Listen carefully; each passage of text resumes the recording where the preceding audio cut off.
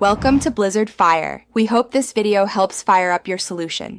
You're in Settings and you want downtime off now. First, open Screen Time, and once done, enter the Screen Time passcode if one appears. That unlocks control. Tap Downtime to reveal schedule controls. Make sure you're using the device owner account because family sharing restrictions won't allow this change from a child's device. Don't pause. Tap the scheduled toggle next so you can access the off switch and proceed to disable the feature immediately. Now you'll remove the active schedule. Toggle schedule to off, and the gray state indicates downtime is disabled. Once done, verify whether you had everyday or separate weekday/weekend settings and adjust them if necessary.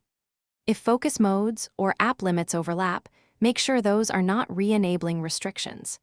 You may also turn off share across devices if it's syncing the rule to other devices. Take a breath and confirm the toggle stays off before moving to finish up steps. Finish by exiting settings and immediately test by launching an app that was previously limited. It should open normally. If it remains blocked, make sure you didn't miss a Screen Time passcode prompt. Entering the passcode will allow changes to stick. If the device is part of family sharing, ask the family organizer to remove downtime or adjust supervision settings. One key troubleshooting tip: restart the iPhone after changes to clear transient state. That often resolves lingering restriction behavior.